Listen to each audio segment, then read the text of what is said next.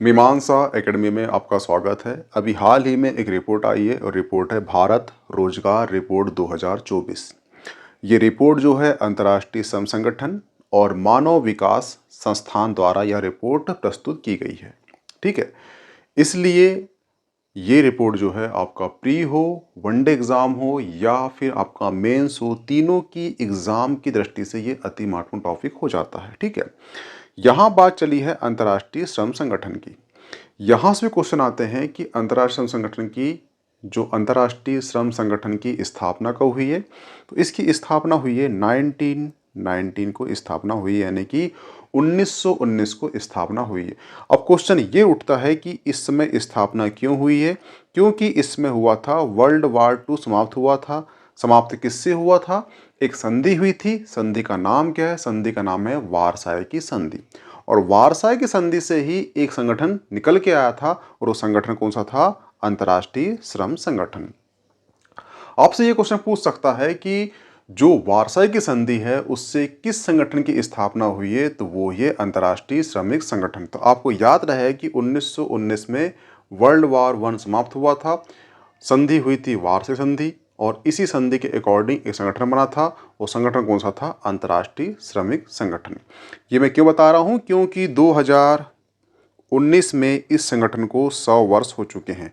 जब भी 100 वर्ष हो, 50 वर्ष हो, 25 हो, 30 वर्ष हो, यहाँ से क्वेश्चन उठते हैं। इसलिए 100 वर्ष हो चुके हैं तो यहाँ से क्वेश्चन उठेगा। ठीक है, अंतर्राष्ट्रीय श्रम संगठन को नोबेल मिल चुका है 1969 को।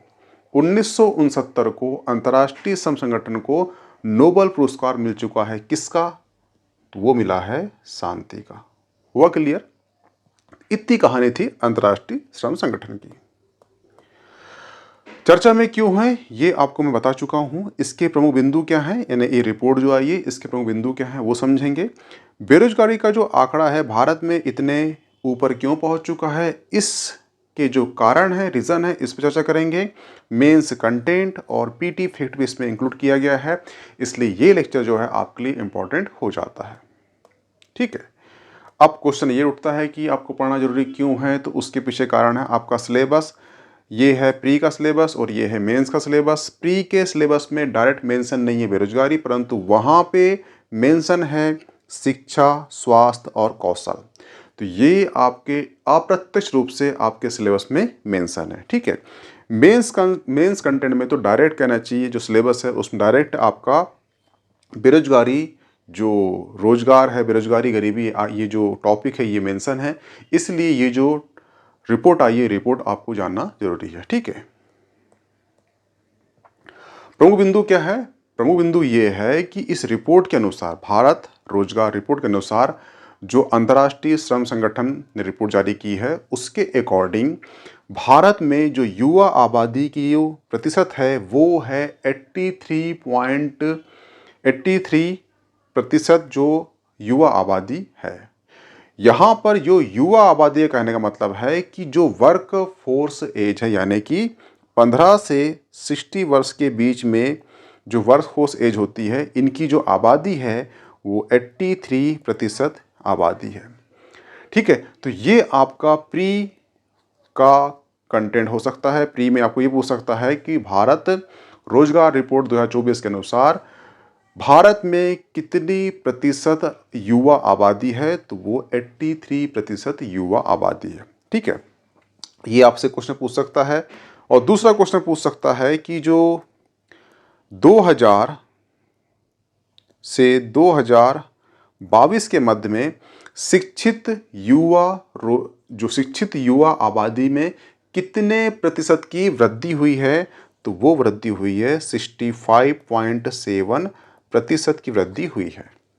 हुआ क्लियर? यानी ये क्वेश्चन आया कि 2000 से 2022 के मध्य में जो शिक्षित युवा जो है उनकी जनसंख्या में कितने प्रतिशत की बढ़ोतरी हुई है, वृद्धि हुई है, तो वृद्धि हुई है 65.7%। ये भी आंकड़ा आपको प्री में पूछ सकता है और ये आंकड़ा, दोनों आंकड़ा आपको मेंस में इस क्वेश्चन के अकॉर्डिंग आपको मेंशन करना है।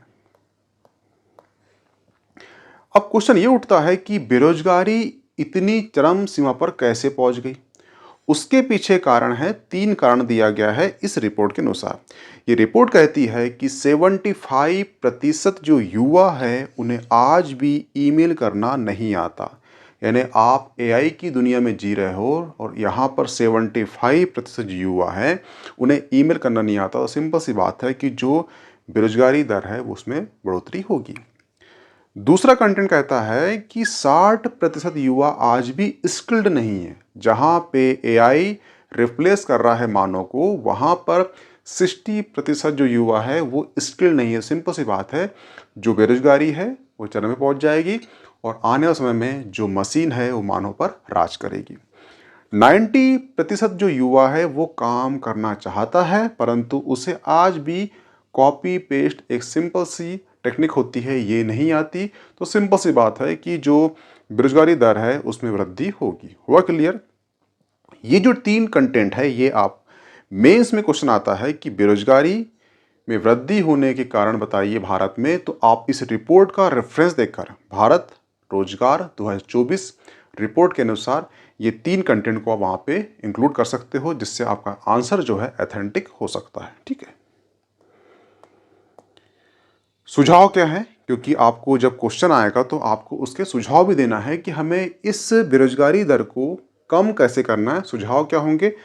पहला सुझाव होगा रोजगार सृजन को बढ़ावा देना। दूसरा, रोजगार की गुणवत्ता में सुधार करना। तीसरा होगा श्रम बाजार की विशेषताओं का वर्णन करना। और कौशल और सक्रिय श्रमिक बाजार कंपनियों को मजबूत बनाना और श्रमिक बाजार और युवा रोजगार पर ज्ञान की कमी को पूरा करना।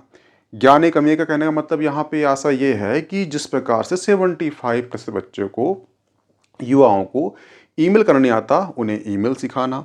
60% बच्चे जो कौशल नहीं है उन्हें कौशल का विकास करना। ठीक है, 90% जो युवा हैं उन्हें आज भी कॉपी पेस्ट नहीं आना। तो ये सब जो ज्ञानी कमी है, इस ज्ञानी कमी को पूरा किया जाएगा तो सिंपल सी बात है, जो बेरोजगारी की दर है उसमें कमी आएगी। तो ये सुझाव थे। ये आपका लेक्चर था करंट का। इसमें हम चर्चा करें भारत रोजगार रिपोर्ट 2024 की।